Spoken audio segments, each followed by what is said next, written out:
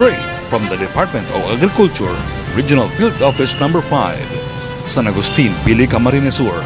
Alamin ang mga bagong impormasyon, proyekto, pulisiya, teknolohiya at mga kaganapan sa agrikultura sa Bicol.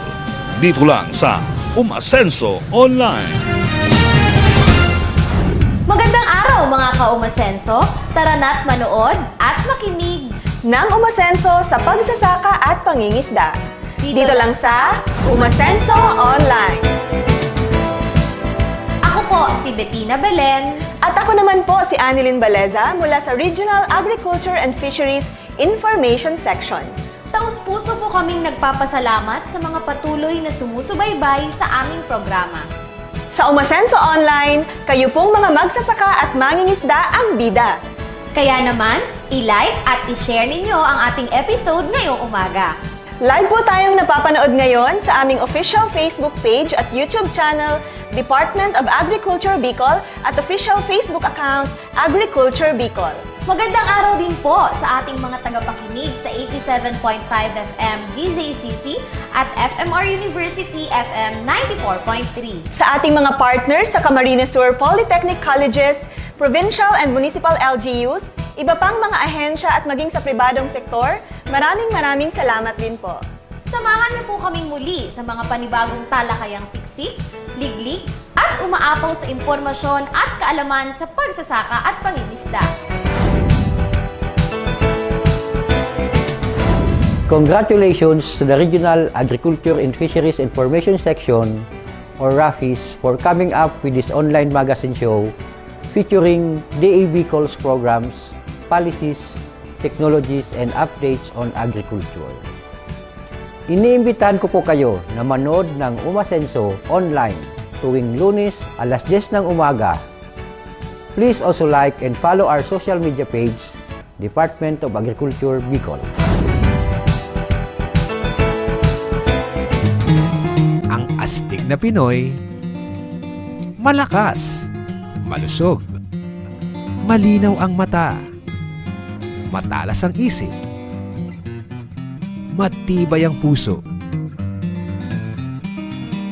malakas na pangangatawan, laging palaban. Ang astig na Pinoy, kumakain ng gulay. Lalakas at sisigla, putis mo ay gaganda. Makakatipid ka pa. Kumain ng gulay, katawan ay gaganda. Kumain ng gulay, katawan ay gaganda.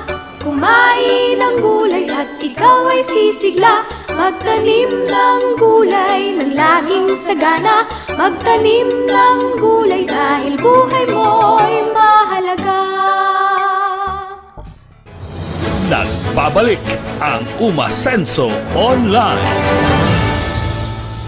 Upang ibahagi ang mahalagang impormasyon ukol sa pagsisimula ng gulayan sa paaralan sa Bicol, narito ang naging panayam ng OIC Chief ng Regional Agriculture and Fisheries Information Section, Ma'am Lovelia Guarin, kay DA RFO 5, Field Operations Division Chief and High Value Crops Development Program Regional Focal Person, Dr. Mary Grace Rodriguez. Kasabay ng pagbubukas ng mga klase ngayong buwan ng Agosto ay ang paglulunsad din ng Department of Agriculture ng programang Gulayan sa Paaralan. Magandang buhay mga ka-Umasenso! Sa umagang ito kasama po natin ang aming napakagandang Chief ng Field Operations Division and at the same time Focal Person for High Value Crops Development Program, Dr. Mary Grace Rodriguez. Magandang buhay sa inyong lahat. Doc May, ngayon pong Agosto sa pagbubukas ng, kasabay ng pagbubukas ng mga paaralan, mga klase, ano po yung programang inulunsad naman natin para ma-involve din natin yung mga schools? Okay, so actually hindi lang ito nangyari ngayong taon. Bago pa nagkaroon ng pandemya, ang Department of Agriculture ay nag-adhere sa memo circular ng DepEd na magkaroon po ng gulayan sa paaralan. So ito ay ating sinusuportahan. Nung na-revive ito mula 2018, tayo ay nagbibigay na ng mga gulayan sa paaralan package sa mga elementary and high schools, public elementary and high schools. Ilan po yung target schools natin this year? For this year, ang target natin ay nasa 700 schools for the entire 6 provinces na yun ng Bicol. Lahat po ba ng province may target tayo? Lahat sila ay mabibigyan ng package. In fact, meron ditong ang nangyari since 2018, gumagawa kami ng listahan na for the following years, ang mabigyan yung mga hindi pa nabibigyan from the previous years. Pero meron din kasing cases na nabibigyan natin sila ng pangalawang beses kapag nakikita natin na maganda ang performance ng mga schools. Ano po yung mga package na binibigay ng DA sa mga paaralan sa ganitong programa? Ang karaniwang gulayan sa paaralan package na binibigay natin, naroon syempre yung garden tools na merong pala, asarol, ligadera, meron ding kalaykay. Kasama syempre doon yung assorted vegetable seeds, lowland vegetable seeds, yung ating nasa pinakbet, okra, kamatis, talong, kalabasa, at yung iba pa. Meron din kasama pa siyang wheelbarrow, garden hose, merong mga plastic pail, meron ding bolo. Mga ganun po yung mga magagamit ng ating mga estudyante sa pagde-demo ng mga teachers at sa pagpapakita hindi lang sa libro kundi sa actual na paraan kung paano ang pagtatanim at syempre ma-appreciate nila ang agriculture. Exciting pala, Doc May. So, paano naman po makakasali yung mga paaralan na gustong sumali? Okay, so ang nakikipag-ugnayan kami nito usually sa Department of Education para sa kanilang listahan. Pero maaari din silang sumulat dito sa ating opisina, letter of intent, na gusto nilang maka-avail ng gulayan sa paaralan package, lalo na kung hindi pa sila naaabot, lalong-lalo ng mga previous years. Sumulat lamang sa ating ahensya.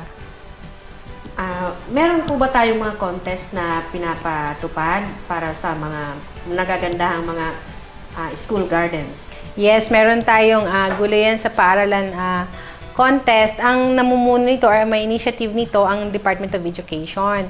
Pero kasama tayo sa committee, sa selection committee na siyang nagre-review, nag-evaluate ng mga napili na pwedeng sumali. Ginagawa ito ng maayos na scrapbook. At meron din itong kasamang mga papremyo. Merong binibigay si DepEd at meron din tayong binibigay in kind sa mga nananalo sa gulayan sa Best in Gulayan sa paaralan. Okay, paano po ang mechanics nito halimbawa dun sa mga island provinces? Paano nadadala yung mga interventions doon? Ang karaniwan nating nakikipag-ugnayan tayo lalo na nung pandemya sa local government units. Siyempre, pinapaalam natin sa Department of Education yung pagbigay ng interventions. Pero, usually, katulad din ng mga ating mga normal na pinapamigay na asistensya sa mga farmer, idinadaan natin sa local government units. Kasi at the same time, tinatap din natin yung mga agricultural extension workers na pwede silang magbigay ng technical assistance dito sa mga gulayan sa paaralan kung kinakailangan. Ngayon pong magbubukas na ang paaralan face-to-face na ang mga bata. Ano pong mensahe ninyo sa mga mag-aaral at sa mga guro sa programa natin regarding gulayan sa paaralan?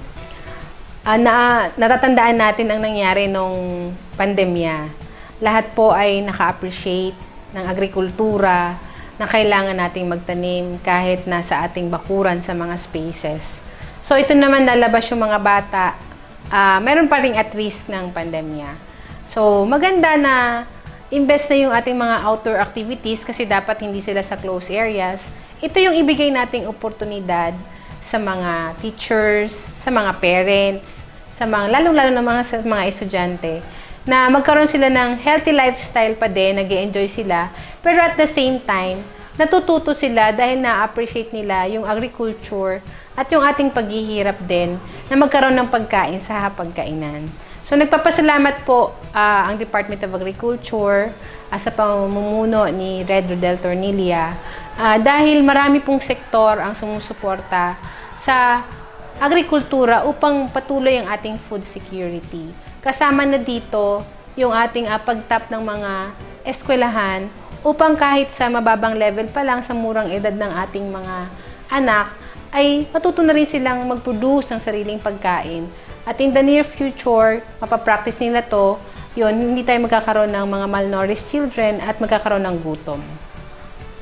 Okay. Natatandaan ko po nung mga nakaraang taon na wala pang pandemic, itong mga bunga dito sa Gulayan sa Paaralan, ginagamit din sa feeding ng mga paaralan, di ba, Doc May? Ang design po talaga ng Gulayan sa Paaralan, ang ending po niyan is hanggang sa harvesting, meron ng feeding activities doon sa school. So, ang disenyo nito, si DepEd nandyan, si DA, kasama yung Parents Teachers Organization, yung mga bata, kasama si LGU. Kasi kung na-experience na ito ng ibang lugar, during the feeding program activities, si LGU nagsishare din ng kanilang pagkain. So, from harvesting, nag-harvest yung mga bata, magluluto sila, tapos kakain sila ng mga masusustansyang pagkain. Ang saya-saya po pala ng Gulayan sa Paaralan.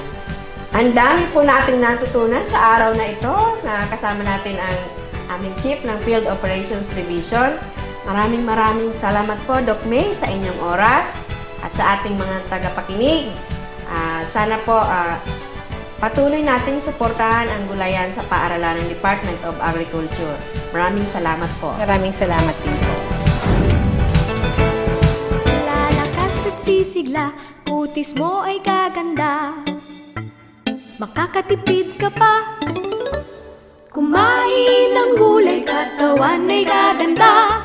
Kumain ng gulay, katawan ay gaganda. Kumain ng gulay at ikaw ay sisigla. Magtanim ng gulay ng laging sagana.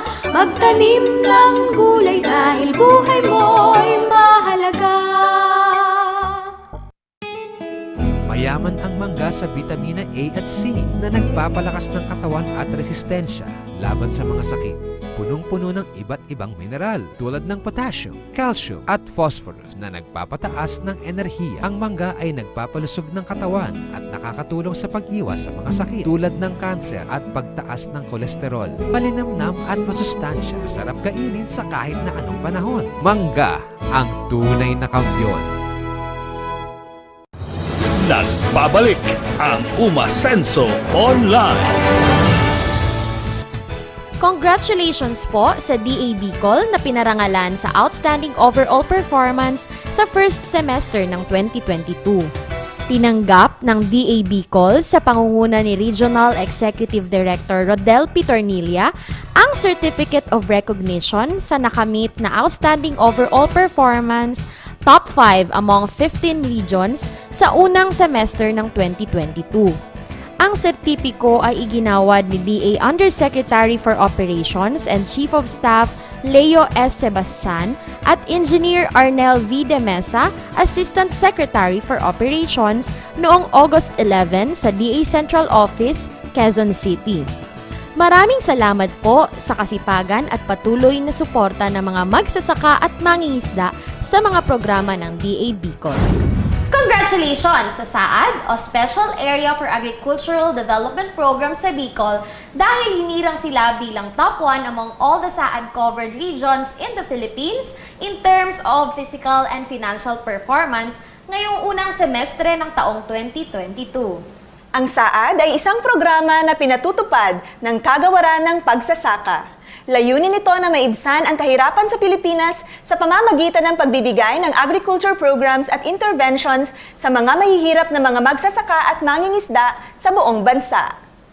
Ito ay pinatutupad ng DA Bicol sa 3 probinsya ng Masbate, Catanduanes at Sorsogon. Panoorin natin ang video na ito para sa mas marami pang impormasyon tungkol sa SAAD program.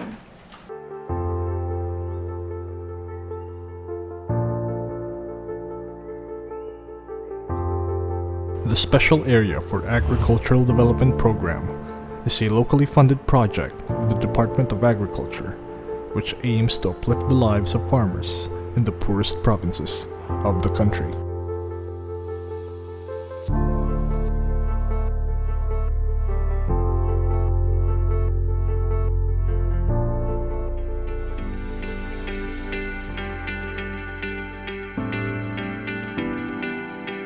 For the first 3 years of implementation, the program was focused on increasing the production of the target beneficiaries. And in the fiscal years 2021 onwards, the start of enterprise establishment was encouraged. For the first semester of 2022, Saad Bicol has conducted 2 orientations and has partially implemented all of its 33 livelihood packages, which benefited a total of 141 farmer associations. In addition, 36 trainings were conducted, which trained a total of 1,084 Saad farmers to facilitate the transfer of knowledge so that the beneficiaries can maximize the resources given to them. Aside from securing food for the table, most of the farmer beneficiaries are already involved in marketing their produce within their barangays and municipalities. Ang nagiging kita ko dito, pinakamahina ang 1.5 sa isang linggo. Ito ang source of income ko talaga. Blessing itong Saad sa akin. Ang pasasalamat namin dito, katulad ng pagpupugay namin sa Panginoon, pangalawa siya. Ang pagbabago sa buhay ko ng dahil sa Saad ay ang hindi na ako ngayon nagigipit katulad ng dati. Hindi ko na naramdaman mangutang. Kasi pag mayroong bibilihin o kaya hingin yung mga bata, pupunta lang ako sa taniman namin. Munguha lang ako doon, ibibenta ko na yun. May pambili na ako.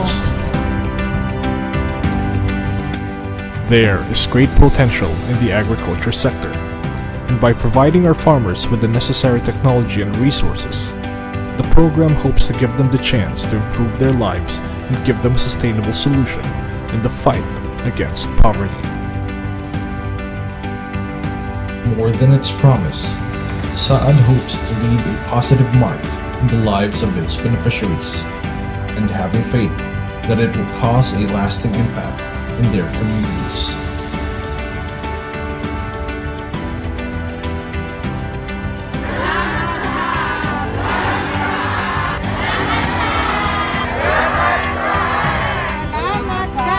Salamat, si Damo-Damo.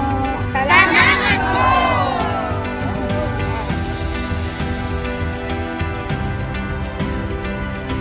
Mabuhay ang mga magsasakang Pilipino.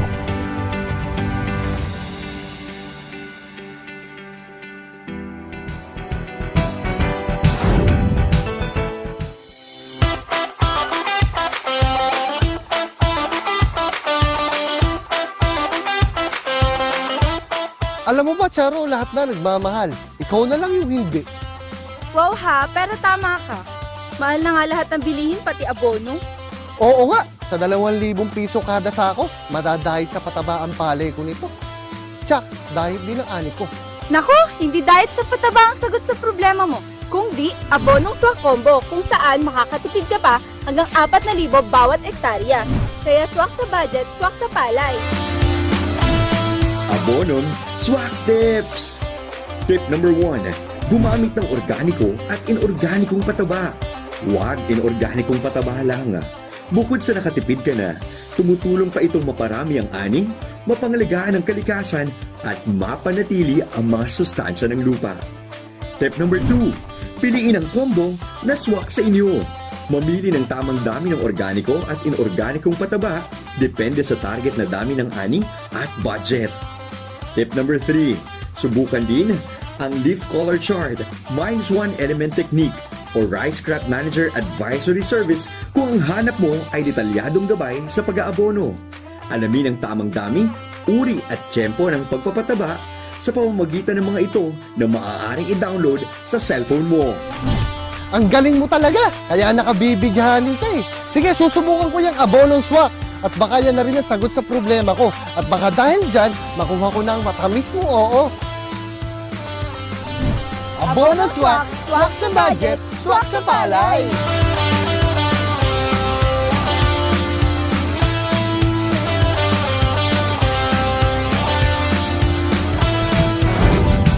Nagbabalik ang Umasenso Online para sa ating mga umaarangkadang balita. Saad Bicol na mahagi ng solar power irrigation sa Sorsogon. May ulat si Mitch Alfigura.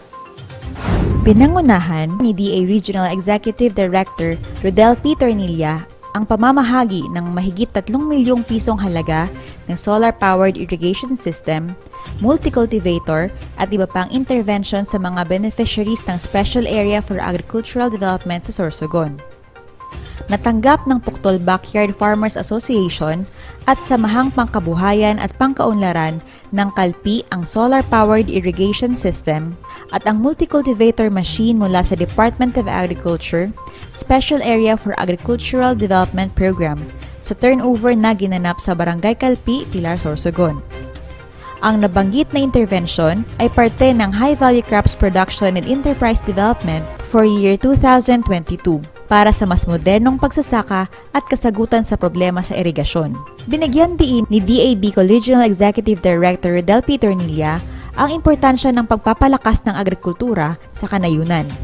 At pinasalamatan din niya ang mga grupo na benepisyaryo ng Special Area for Agricultural Development.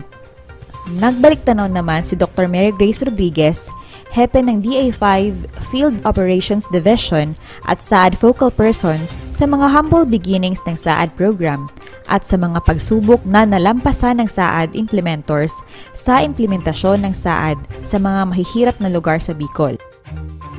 Masaya si Puktol Backyard Farmers Association President Randy Argote sa mga natanggap na intervention mula sa SAAD at nangakong pagyayamanin ang naturang biyaya. Ang pangako kan sa muya na asosasyon sa SAAD na ang gabos na ini sa muya mo na mapangalagaan nang gusto mi po mamanapakan sa muyang mga aki tanganing ang DA magsawa na magtabang sa sambayan. DA Bicol Regional Soils Lab hinihikayat ang mga magsasaka na magpasuri ng lupa. May ulat si Jason Gonzalez. Pinaigting ng DA Bicol Regional Soils Laboratory o RSL ang kanilang kampanya sa mga munisipyo ukol sa pagpapasuri ng lupa bago magtanim. Ito ay upang matulungan ang mga magsasaka na makatipid sa pagbili ng abono. Isa sa mga nagpasuri ng kanyang lupang sakahan ay si Arvin John Baile na taga-barangay Bel Cruz, Lupi, Camarines Sur. Ayon sa kanya, nakipag-ugnayan siya sa LGU Lupi upang magkaroon ng dagdag na kaalaman sa pagsasaka na agad namang natugunan ng kanilang Municipal Agriculture Officer na si Edna Alberto at iminungkahi ang importansya ng pagpapasuri ng lupa bago magtanim. Ako po si Arvin Baile. Dati man po akong tatrabaho sa corporate. Actually, 20 years po ako sa United Laboratory. Kaya lang, kaya itong nagkagawang opportunity na nakagawang early retirement, okay naman ako. Gusto ko po talaga na ma-experience na ang pagtatanom. Kang aki pa po ako, actually gusto ko po talaga sa yung pag-uuma, yung pagtatanom. Kaya lang, ang parents ko, diniscourage siya, okay, ito, tama nga dyan kwarta. Kaya lang, pero yun namin yung opportunity na pagkatapos ko magparatrabaho ng haloy sa syudad, na nagbalik na ako dito sa Samuyang Banwaan para at least sabi ko ma-cultivate nilang talaga ang Samuyang daga na pinagmana man sa mga lolo mo. Ang aki pa po kaya ako digdiyo, dakulang po kami digdiyo mga tanong, may maisan, may part po kami inuuma. Kaya lang po, kang naghaloy na po baga, puro na lang coconut po ang yaon sa mga produkto. Ang sabi po kaya ninda na ang daga amigda, garo maluya na. Kung ma-fertilizer man kita talagang permi, garo mahalon. Kaya sabi ko, ano doon ang gigibuhon ko kung papaano nagpulbar ako magtanom-tanom, dahil po baga nakakaburuhay sa radit.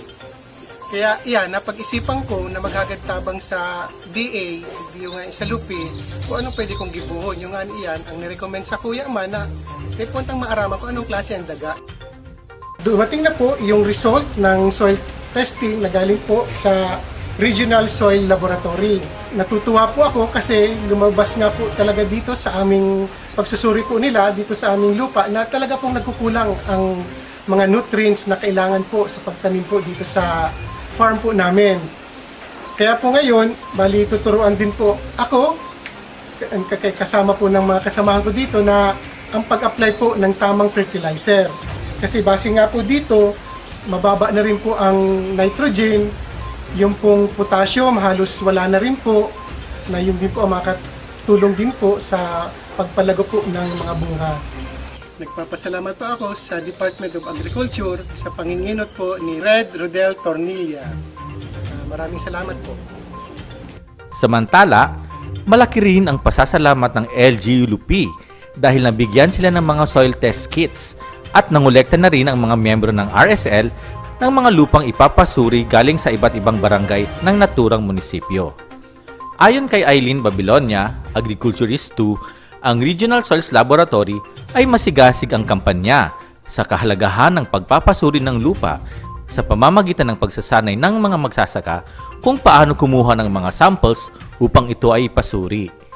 Nagsagawa na rin ang RSL ng mga pagsasanay sa mga local government units ng Pilar, Sorsogon, Santo Domingo Albay at Legazpi City.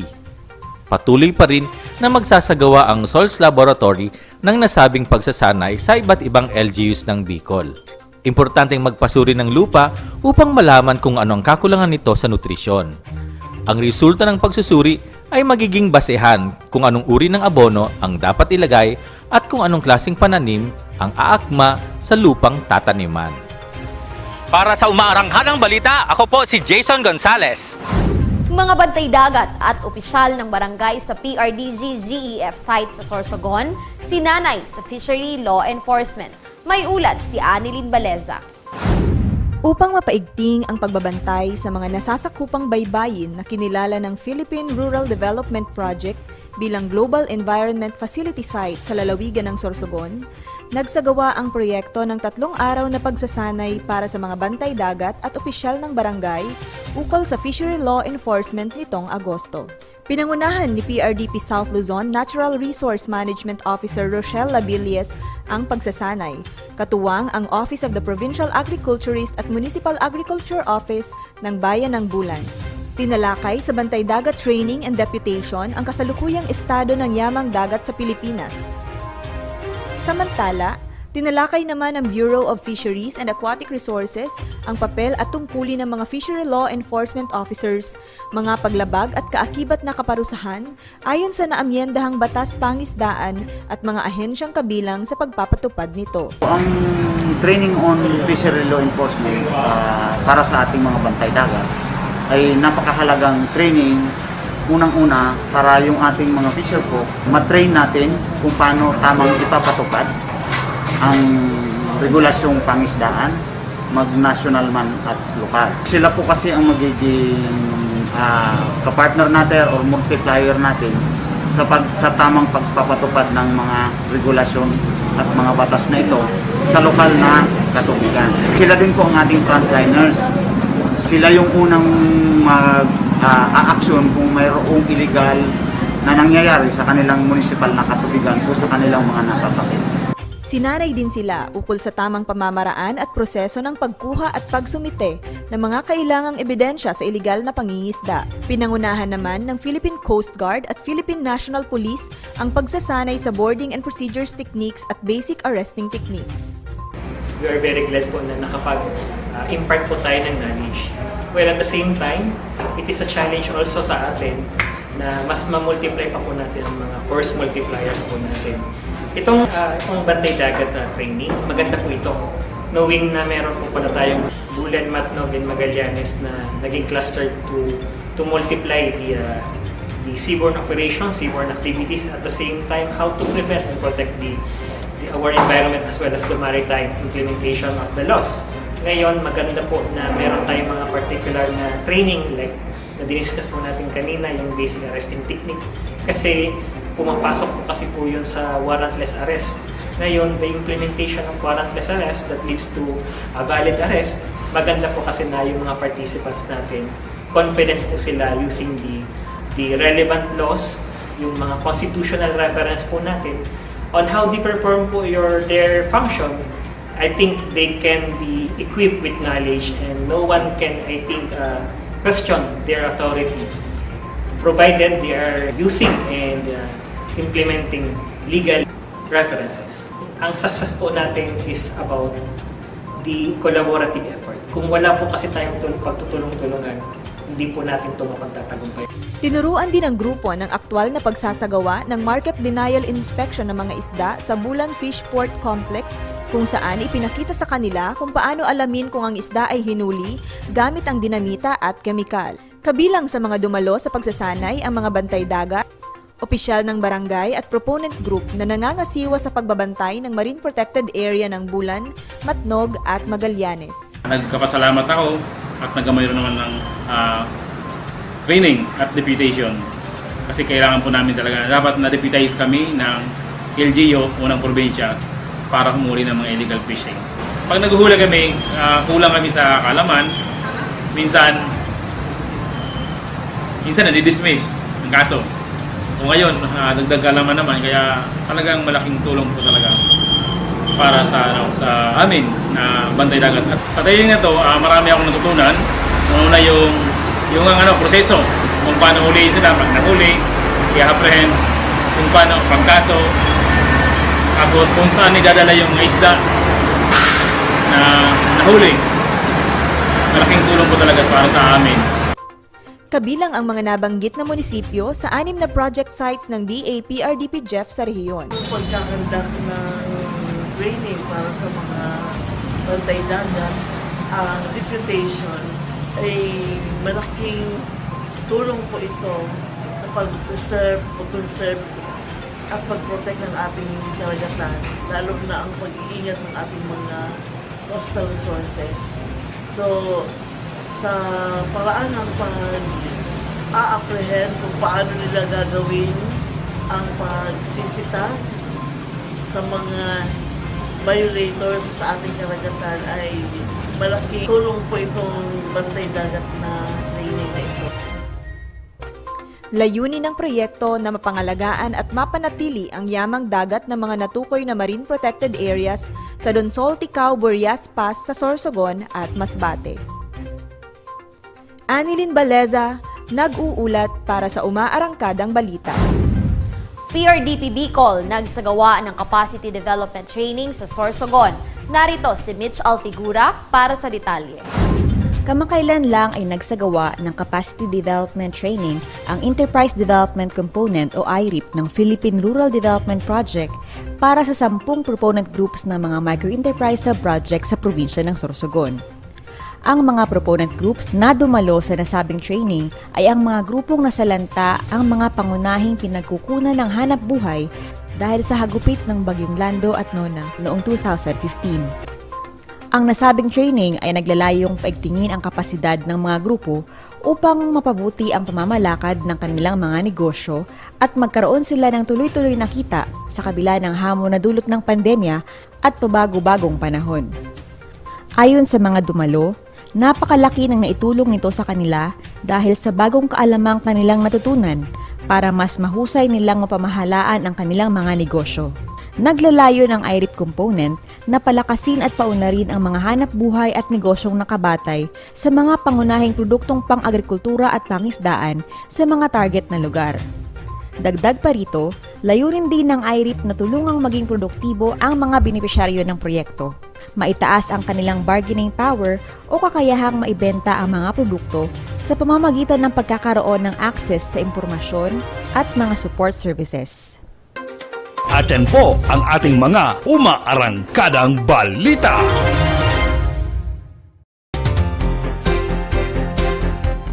Ang Department of Agriculture nagtatao nin mga pisog asin banhing pangtanom.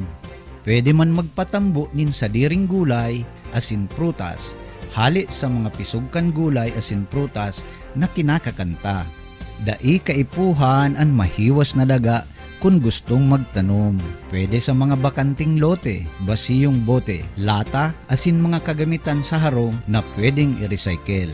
Ang mga nagdadakulang puunin gulay, arog kan kamatis, sili asin talong, pwedeng itanong sa darakulang container asin sako. Dai man magastos magtanom. Ang kaipuhan sana, higos, panahon, dedikasyon, asin diit na pag-aaruga o tender loving care.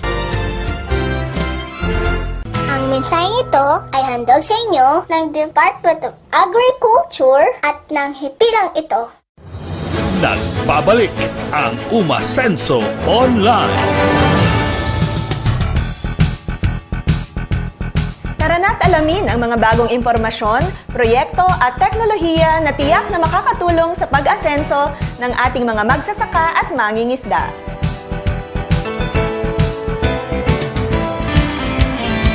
Ito ng bagong pananaw. Ang makinaryang rice transplanter ang tinitingnan ng kagawaran ng pagsasaka na makakatulong sa ating mga kung sa Bicol ay parauma sa kakulangan ng trabahador lalong-lalo na sa paglilipat tanim. Ano po ba ang mga bentahe o benepisyo ng rice transplanter? Unang-una, yung isang hektarya natin kailangan ng 10 hanggang 15 magtatanim sa loob ng isang araw ay kayang gawin ng ating rice transplanter sa loob lamang ng kalahating araw. Kumbaga, sa isang araw, 2 hektarya ang kaya po ng ating rice transplanter. Ngayon, yung mga katanungan naman po ng ating mga magsasaka na sabi po ay magastos ang rice transplanter. Actually, hindi po kasi nakakatipid tayo pagdating sa labor. Pangalawa, ang alam naman po natin, ang kalimitan na ginagamit po dito sa atin sa Bicol ay yung broadcasting o yung tiprack. Yan, nasa buwag na kumbaga, ang problema naman po dito, mababaw po yung pag-ugat. Kaya kalimitan pagka mag-harvest na po gamit yung ating mechanical harvester or combined harvester, nakahapla na po o nakahapay yung ating mga palay. Ngayon, kung ang gamit po natin ay transplanter, mas malamang po na nakatayo ang ating mga palayan. Ako halos 30 years na nagsasaka. Kaya lang ngayon lang kami nakapag-tanim ng ganito, nakapag-try na mag-tanim ng ganitong transplanter. Sa ngayon, ang pagtatanim namin sa ganitong proseso, transplanter, dinadaan muna namin ang pag-prepare ng binhi sa seedling tray. Ang kagandahan nitong transplanter, matipid na sa tao, sa labor, lahat. Isang araw, mahigit kumulang 2 hektarya. So mabilis, nakakatipid sa tao. Ilan lang, mayroon lang mga 3 katao na tumutulong dyan sa pagtanim. So malaking bagay ang transplanted talaga kasi nakakamura na kami. Naglipat tanim po, mahirap kasi madaming tao, madaming gastos. Sobrang abala. Sa rice planting po, madali, mabilis. Sa 2 hektarya po, isang araw. Sobrang bilis kukumpara mo po sa mano-mano. Sobrang gastos. Tabang, dakulang tabang po sa kagaya kong maliit na parauma. Sobrang tulong po yan. Maganda talaga, mabilis. Saka subok na talaga, nasubukan ko na po talaga. Maganda yung ani namin, nakabayad ako sa mga utang. Maganda yung ani, maganda. Kasi yung sibol po ng palay, talagang bumubuka siya, ng space niya. Maganda. Parang isang dangkal po ang niya, tama lang talaga. Nasubukan na talaga namin, tama lang. Ako po si Father Michael De La Rosa. Isa po akong pari na naka-assign sa St. Joseph the Worker, Villaor. Pero po, taga Pamplona po ako. Kaya nandoon po yung aking pinaglilibangan lupa. Inaabot po ng almost 10 hectares. Ako po yung present manager no dating SMFO, St. Michael Farmers Organization, na ngayon St. Michael Farmers Agriculture Cooperative. At nagpapasalamat kami dahil ang EA nagtiwala sa amin na magbigay ng mga machineries for mechanization, hoping that yung mga pag-mechanize natin, bababa ang production cost ng palay para kumita yung farmers. Nabigyan po kami ng harvester, traktor, tapos po yung transplanter. Medyo challenging lang po yung paggamit ng transplanter, although mababa po yung cost. Sa mga kagaya ko pong mahirap na magsasaka, umaasa sa pagsasaka lamang, inaanyayahan ko po kayo, gumamit na po kayo ng rice planting. Subok ko na po talaga. Kasi nakabayad ako sa mga utang ko nung gumamit kami niyan. Sa lahat na magsasakang katulad ko, mas magandang gumamit na kayo nitong transplanter kasi nakakatipid na tayo, mabilis ang pagtanim. Kaya mas malaki ang kita. Ano ang RSBSA? Ang Registry System for Basic Sectors in Agriculture o ang RSBSA ay opisyal na talaan ng pamahalaan upang mabigyan ng pagkakakilanlan ang mga tunay na magsasaka at mangingisdang Pilipino. Paano magparehistro? Unang hakbang, ihanda ang mga kaukulang dokumento na tulad ng titulo ng lupa o anumang katunayan ng pagmamay-ari ng lupa. Para sa manggagawa sa sakahan at palaisdaan, kailangan din ito ng katunayan na ikaw isang manggagawa sa bukid o palaisdaan. Orihinal na ID, na issue ng gobyerno. 2x2 recent ID picture. Pangalawang hakbang, pumunta sa inyong city o municipal agriculture office na nakakasakop sa inyong sakahan. Humingi o kumuha at sagutan ang RSBSA enrollment form, at ipacheck sa ating mga agriculture technician. Ikatatlong hakbang, pagkatapos sagutan ang form, papremahan ito sa kinauukulan, na sila barangay chairman, city or municipal agriculture officer at sa city or municipal agriculture and fisheries council chairman. Ikaapat na hakbang, isumite sa city o municipal agriculture office ang kumpletong form kasama din ang ibang kailangan na dokumento. Ikalimang hakbang, kunin ang RSBSA enrollment stub o local, municipal RSBSA number na magsisilbing patunay na ikaw ay isang rehistradong magsasaka ng kagawaran ng pagsasaka at maaring kwalipikado sa available na programa. Para sa karagdagang impormasyon, makipag-ugnayan sa inyong city or municipal agriculture office o sa Department of Agriculture Regional Field Office No. 5. Bicol, sa DA Compound, San Agustin, Pili, Camarines Sur, Philippines. Nagbabalik ang Umasenso Online.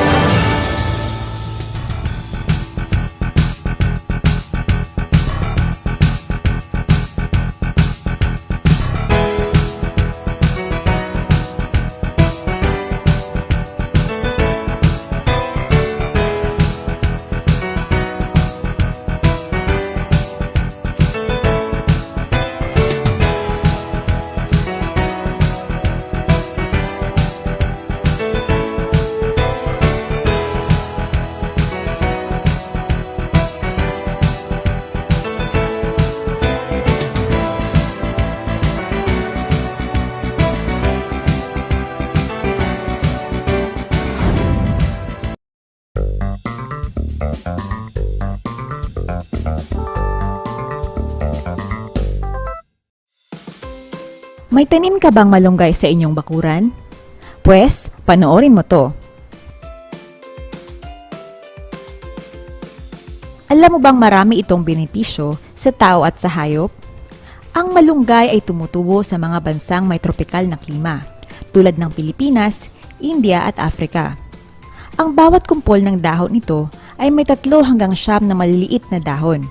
Mayroon itong puti at mabangong mga bulaklak na nagiging mahabang supot ng buto na may 3-angled wing seeds. Ang dahon ng malunggay ay sagana sa protina, vitamin B6, vitamin C, riboflavin at iron. Mayaman rin ito sa antioxidants. Bukod sa masarap itong gawing sangkap sa ating ulam, pwede rin itong gawing moringa tea, moringa capsule at moringa powder na mainam namang gamiting additives sa mga lutuin tulad ng pastries. Ang mga discarded moringa leaves naman ay pwedeng gawing pagkain para sa baboy at manok.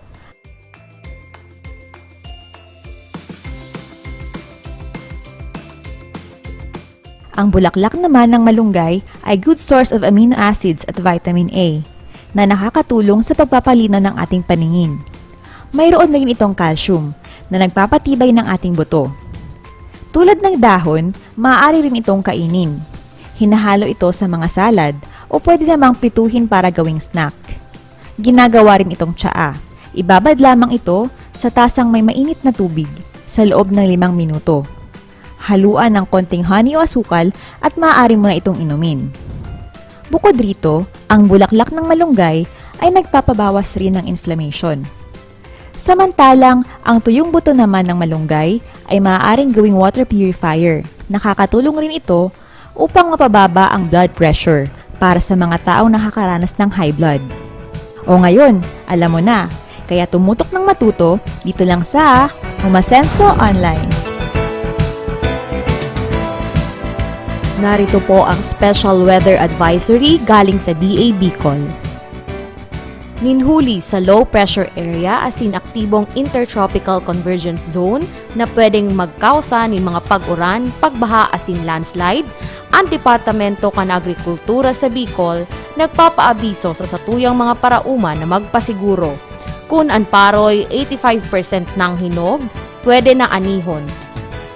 Igwa nin mga combine harvesters sa mga research outreach stations kan DA sa Asid, Masbate City, Kalasgasan, Daet, Camarines Norte, asin Kabidaan, Sorsogon City, na pig-abisuhan na ipapasubli kan DA sa mga paraoma para magamit sa pag-ani kan mga pwede ng anihon para maisalbar sa duros o sa baha. Ang DA ang maasumir na kan konsumo sa krudo kan mga nasambit na combine harvester asin babayadan ini kan paraoma pakatapos mag-ani. Para duman sa mga nakaani na, diretso ng paalangon ang mga paroy sa mga flatbed dryers na nakabariwa sa mga kooperatiba, asosasyon, asin LGUs sa dakol na lugar sa rehiyon nin Bicol. Aramon kung saan ang pinakaharaning rice processing center sa saindong lugar na pwedeng pagdarahan kan paroy. Para dai mabasa ang mga nakastock na paroy, abono, asin banhi, tahuban ini ning laminated sacks. Duman sa mga lugar na binabaha, darahon ang mga atama na hayop sa halangkaw na lugar o sa mga pigdesignar na evacuation center para sa mga hayop. Magpasiguro nin pambahog para sa hayop o kaya gibuhon ang cut and carry para makasigurong igwang pambahog sa mga atama na hayop. Gibuhon ang pruning kan mga kahoy para maibitaran ang pagkatumba o pagkaputol kan mga sanga. Mag-ingat man sa kidlat o kikilat, lalo kung yaon kamo sa mahiwas na uma na pwede kamong matamaan. Pirming mag-antabay sa pag-asa asin sa Department of Agriculture. Kung dai maibitaran na tamaan kita kan bagyo, ang DA pirming igwang handang mga pantanom o banhi para sa rehabilitasyon. Kung nakapagparehistro kamo kan sa indong tanom, makakaresibe kamo ning crop insurance kung madanyaran kan bagyo an sa indong pananom. Kaya marhay na bago magtanom, iparehistro ini sa Philippine Crops Insurance Corporation o PCIC sa tabang kan sa indong mga municipal agriculturists. At dyan po nagtatapos ang ating umaasensong talakayan sa araw na ito. Muli po kami nagpapasalamat sa aming mga masusugid na taga-subaybay.